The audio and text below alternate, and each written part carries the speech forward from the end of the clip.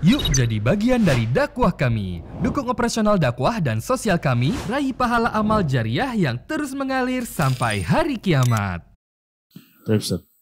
Berikutnya Ustaz, akhir-akhir ini banyak sekali bertebaran para laki-laki lemah yang tangannya ringan dalam memukul istri dan anak. Mohon nasihatnya Ustaz, ini pertanyaan dari Instagram. Ustaz. Ini bukan laki-laki lemah, ya berani bukan pada tempatnya gitu ya. Kalau menjadi suami teman-teman sekalian dan menjadi ayah, itu harusnya menjadi pemimpin. Dan pemimpin itu menaungi, melindungi.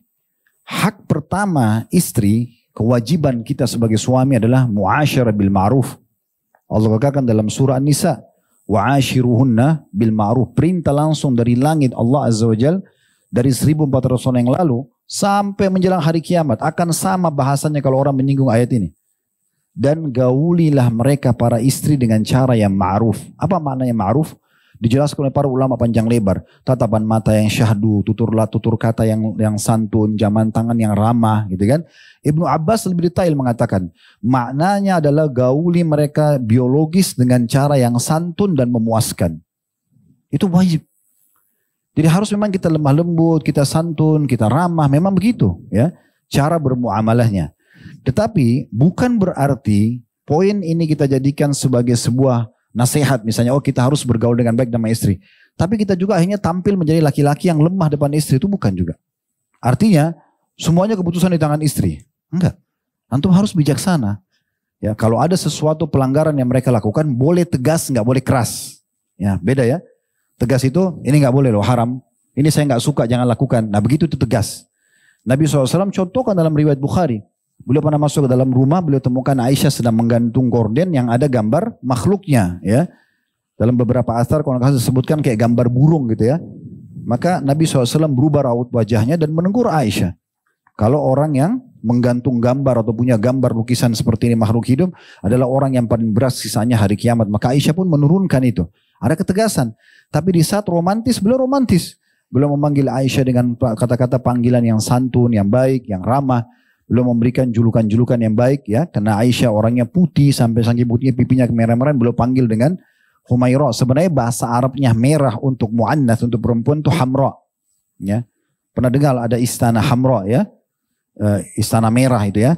Tapi kalau orang mau panggil panggilan sayang dalam retorika bahasa Arab ada namanya ismu tasghir. Dikecilkan lagi. Hamra jadi Humairah. Berarti seakan-akan kalau bahasa terjemahan supaya kita fahami, wahai orang yang berkulit merah yang aku sayangi lah ya. Kalau maknanya seperti itu ya. Nabi SAW juga pernah panggil Anas bin Malik, pembantu beliau, dipanggil dengan ya Unais. Wahai Anas sayangku gitu ya. Seperti itulah. Nah Nabi SAW panggil seperti itu. Tetapi di satu sisi kalau ada yang salah beliau tegas dalam masalah ini. Ya. Lalu Ustaz kan dalam syariat boleh memukul istri. Perhatikan firman Allah Subhanahu wa taala. Wallati takhafuna nusyudahunna, dan para istri yang kalian khawatir pembangkangannya. Pembangkangan maksudnya apa? Melanggar hukum Allah Subhanahu wa taala, tidak mau tutup aurat, ya, enggak mau sholat, gitu kan?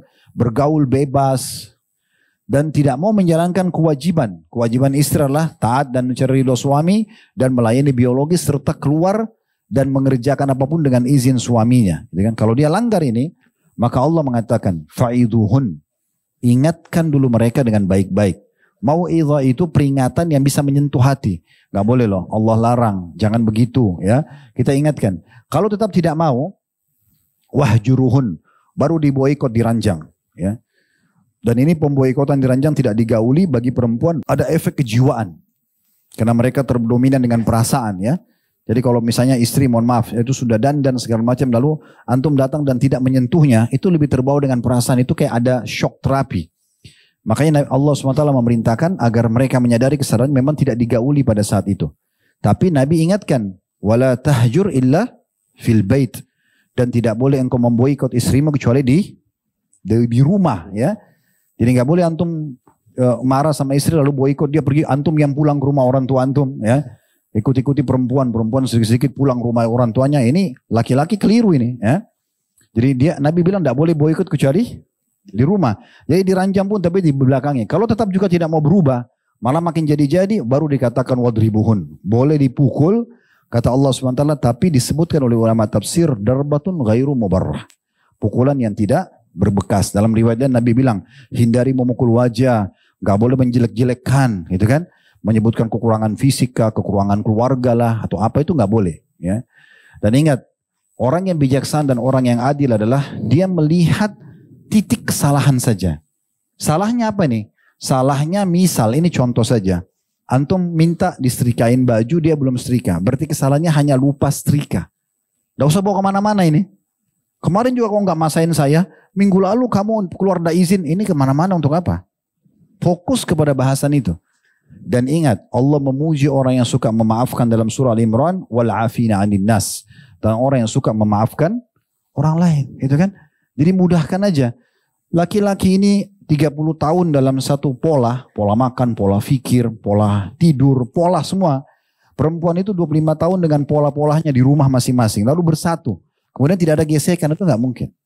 Adik kakak aja satu rumah, itu masih sering ada gesekan kan. Apalagi suami istri yang tadinya memang belum. Oleh karena itu dalam rumah tangga, kalau mau akur, kembali kepada satu pedoman hidup yaitu Islam. Menilai orang ini benar atau salah, siapa yang benar, siapa salah itu Islam. Bukan kita pribadi, bukan tradisi keluarga, bukan tradisi negara. Tetapi agama Islam. Kalau Islam mengatakan si fulan yang benar, istri atau suami, maka yang benar memaafkan, yang salah minta maaf. Buka lembaran baru. Selalu begitu. Masa lalu yang sudah terlewatkan bertengkar itu ribut, habis, sudah hapus semuanya.